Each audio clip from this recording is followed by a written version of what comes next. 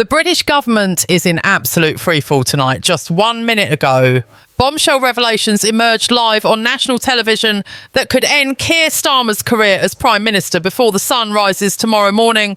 What was supposed to be a routine evening broadcast turned into the most explosive political scandal in modern British history. Sources inside Number 10 are confirming that resignation papers are already being drafted. The information that just leaked is so devastating, so completely catastrophic that there may be no way back for the Labour leader. This isn't speculation anymore. This isn't rumour. This is happening right now in real time, and the entire nation is watching in absolute disbelief as the walls close in around the Prime Minister. Everything you thought you knew about Keir Starmer is about to be shattered. The carefully constructed image, the promises, the pledges to restore integrity to British politics, all of it is crumbling before our eyes.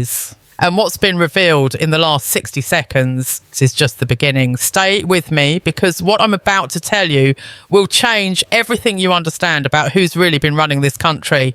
The broadcast started normally enough. BBC News at 10, the kind of programming millions of Brits tune into every single evening, expecting the usual political updates and measured commentary. But within minutes, something went catastrophically wrong for Keir Starmer. A leaked document appeared on screen, something that was never meant to see the light of day, something so incriminating that the production team tried desperately to cut away, but it was already too late. Millions had already seen it. Social media exploded instantly. Within seconds, screenshots were everywhere. Twitter was on fire. People couldn't believe what they were seeing with their own eyes. The document revealed a series of private communications between the Prime Minister and several high-ranking officials. Communications that completely contradict every public statement Starmer has made since taking office. We're talking about deliberate deception on a scale that makes previous political scandals look like minor infractions. The leak exposes detailed discussions about policy decisions that Starmer publicly opposed while privately orchestrating their implementation behind closed doors. And think about that for a moment. While standing at the dispatch box, while addressing Parliament, while looking directly into cameras and promising transparency and honesty, he was doing the exact opposite when those cameras were turned off. But it gets so much worse. The documents don't just show policy contradictions. They reveal something far darker, far more sinister about how decisions were really being made inside Number 10 Downing Street. There are references to undisclosed meetings with individuals who should never have had access to the Prime Minister. There are discussions about manipulating public perception through coordinated media campaigns designed specifically to mislead voters. There are strategies outlined in black and white for burying negative stories, for targeting political opponents with opposition research that crossed every ethical line, for using government resources for party political purposes. This isn't about a difference in political opinion. This isn't about left versus right. This is about fundamental honesty, about whether the person leading this nation can be trusted with the immense power and responsibility that comes with being Prime Minister. And based on what leaked just minutes ago, the answer appears to be a resounding no. The timing of this leak couldn't be more devastating for Starmer. His government has already been struggling with collapsing poll numbers, with public dissatisfaction over broken promises on immigration, on the economy, on the National Health Service. Labour MPs have been growing increasingly restless, increasingly willing to voice their concerns publicly about the Prime Minister's leadership. There have been whispers for weeks about backbench rebellion, about senior cabinet members losing confidence, about donors pulling their support. But those were just whispers, just rumours that could be dismissed or managed with careful spin. This leak changes everything because it's not speculation anymore. It's documented evidence. It's their own words, their own plans, their own admissions of exactly what they've been doing while telling the British people something completely different. And the political fallout is going to be absolutely nuclear. Already, within the first 30 minutes since this information went live, opposition parties are demanding Starmer's immediate resignation. The Conservative Party leadership has called for an emergency session of Parliament tomorrow morning. The Liberal Democrats are calling for a full independent investigation Even members of Starmer's own party are breaking ranks, with several Labour MPs already going on record saying they can no longer support the Prime Minister in light of these revelations. One senior Labour backbencher, speaking on condition of anonymity just 15 minutes ago, told reporters that the parliamentary party is in complete chaos right now, that there are emergency meetings happening as we speak, that the general consensus is that Starmer's position has become completely untenable. When your own side turns on you this quickly, this decisively, you know the end is near. Political survival requires allies, requires people willing to defend you, willing to give you the benefit of the doubt. Starmer appears to have lost all of that in the span of less than an hour. The Prime Minister's office has been scrambling to respond, but their initial statement only made things worse. Rather than addressing the substance of the leaked documents, rather than explaining or defending what was revealed, they issued a brief statement calling the leak a breach of security and promising to investigate how these private communications became public. That response landed like a lead balloon.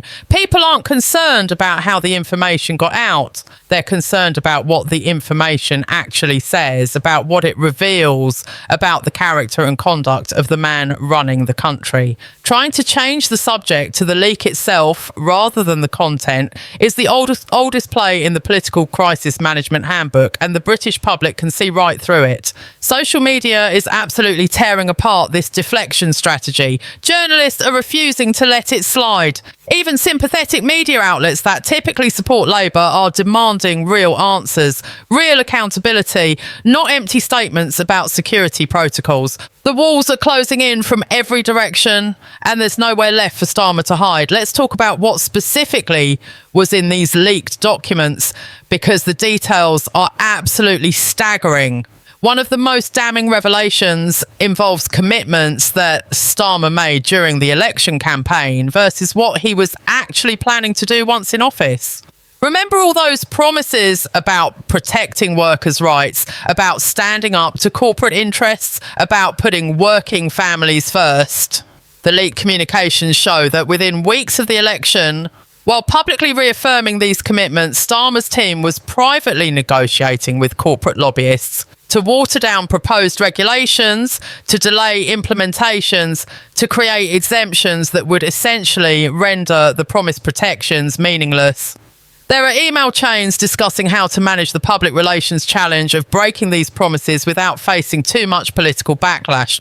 There are strategy sessions about timing announcements to minimise media coverage, about burying unpopular decisions during busy news cycles or holidays when fewer people are paying attention. This is calculated deception at the highest level of government, but it goes beyond just policy reversals. Some of the leaked documents suggest potential conflicts of interest that raise serious questions about corruption and improper influence over government decision-making. There are references to donors receiving special access to policy decisions that seem to coincidentally benefit individuals and organisations that have provided significant financial support to Labour. Now, to be clear, political donations are legal and normal in democratic systems, but there are strict rules about transparency, about disclosure, about ensuring that policy is made in the public interest rather than in exchange for financial contributions. These documents suggest that line may have been crossed, that access and influence were being traded in ways that violate both the letter and spirit of regulations governing how government is supposed to operate. If these allegations are proven true, we're not just talking about political embarrassment, we're talking about potential criminal investigations, about prosecutions, about prison time for those involved. The documents also reveal something that will shock many people who voted Labour hoping for a more ethical government. There are discussions about using intelligence and security services to gather information on political opponents, on critical journalists, on activists organising against government policies. Let that sink in for a moment. We're talking about the apparatus of the state, resources that exist to protect national security, potentially being weaponised for partisan political purposes. This is the kind of thing we associate with authoritarian regimes, not with democratic governments operating under the rule of law. If true, this represents one of the most serious abuses of power in modern British political history. It's not just unethical, it's potentially illegal, and it strikes at the very foundation of democratic governance. Citizens have the right to criticise their government, to organise opposition, to hold those in power accountable without fear that state resources will be turned against them. That's not a controversial position. That's basic democracy. There's more. The leaked materials include internal polling and focus group research that shows Labour's leadership was fully aware that many of their policies were unpopular with voters, that they were causing real harm to real people. But they proceeded anyway because the political calculation was that they could manage the backlash, that they could spin the narrative, that they could win the next election regardless through superior campaign tactics and resources. And think about the cynicism of that approach. Think about what it means to know your policies are hurting people and to implement them anyway because you think you can get away with it politically. This isn't governance. This is power for power's sake, winning for the sake of winning, with no real concern for the well-being of the citizens you're supposed to serve. And voters are absolutely furious about it. The reaction on social media, the calls flooding into radio shows, the sentiment expressed in instant polls conducted in the hour since this leak, all of it shows a public that feels betrayed, that feels lied to, that feels their trust was weaponised against their own interests. Perhaps most devastating of all is what these documents reveal about Starmer himself as a leader and as a person. Throughout his political career, Starmer has cultivated an image as a serious, principled public servant, the former director of public prosecutions, the man who brought integrity back to politics after years of chaos. Also, the narrative went. But the private communications show someone very different. They show someone intensely focused on personal advancement, on settling scores with perceived enemies, on micromanaging media coverage of himself down to the smallest details. There are petty complaints about unflattering photographs, demands that staff find ways to punish journalists who write critical articles, obsessive tracking of his public image and approval ratings. This is not the portrait of a confident leader focused on the serious business of governing. This is someone consumed by vanity and insecurity, someone more concerned with how they're perceived than with actually doing the job effectively. And perhaps that explains so much about why this government has struggled to deliver on its promises, why there's been so much chaos and confusion in policy implementation. The person at the top has been focused on all the wrong things. The political implications of this leak are difficult to overstate. We are potentially witnessing the shortest serving Prime Minister in modern British history heading toward a catastrophic end to their tenure. Within the halls of Westminster right now, there is absolute pandemonium. MPs are racing back from their constituencies. Emergency meetings are being convened. Phone lines are burning up with frantic consultations about what happens next. The constitutional machinery that governs how this country removes a sitting Prime Minister is being dusted off and examined. There are essentially three pathways forward from here. First, Starmer could resign voluntarily, recognising that his position has become untenable and stepping aside to allow Labour to choose new leadership and try to salvage what remains of their government. Second, Labour MPs could force him out through a vote of no confidence in his leadership, essentially a party coup that removes him whether he wants to go or not. Third, Parliament as a whole could pass a vote of no confidence in the government, which would trigger either a change in Prime Minister or potentially a general election if no alternative government can be formed.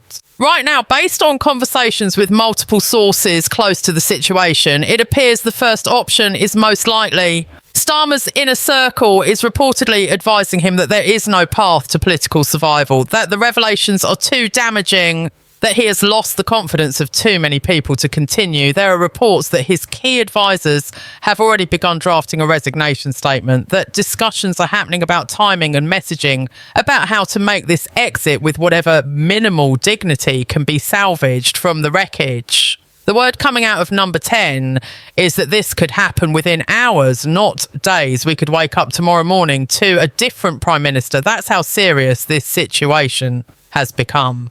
In politics, momentum matters enormously, and right now all the momentum is in one direction. Every minute that passes brings more calls for resignation, more damaging commentary, more allies abandoning ship. At some point, the weight becomes unbearable and collapse is inevitable. But who would replace Starmer? That question is now dominating discussions within the Labour Party, and there's no clear consensus. The obvious candidates all have their own vulnerabilities, their own factional opponents within the party. Deputy Prime Minister Angela Rayner would normally be the immediate successor, but she's already damaged by association with this government and may not be seen as enough of a clean break from the Starmer era.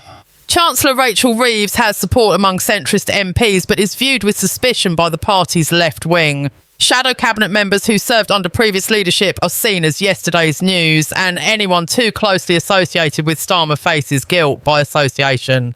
This creates a dangerous vacuum, a moment of vulnerability where the party could tear itself apart with internal fighting, precisely when it needs to present a united front.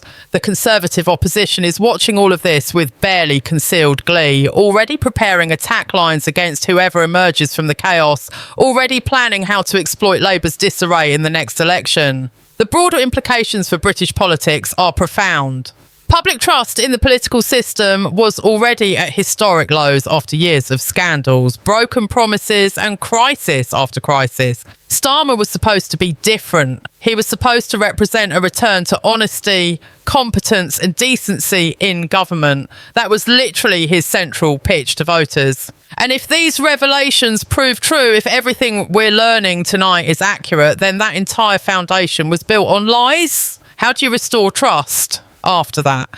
How do you convince cynical voters to believe in the system again when the person who promised to fix it was actually making it worse? This is how democracies decay, not through dramatic coups or revolutions, but through this kind of slow erosion of faith in institutions, through repeated betrayals that teach citizens that everyone in power is corrupt, that voting doesn't matter, that the system is rigged beyond repair.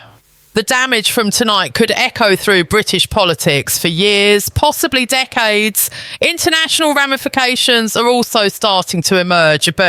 Britain's allies are watching this chaos with concern and confusion. A stable UK government is important for NATO, for Western response to global challenges, for international economic cooperation. Prime ministers don't usually collapse this quickly, this dramatically, and it raises questions about British political stability at a time when the world can hardly afford more uncertainty. Already, foreign press is running headlines about British political meltdown. Financial markets will open in Asia in a few hours, and there's genuine concern about how they'll react to this level of governmental chaos in a major economy. The pound could take a beating.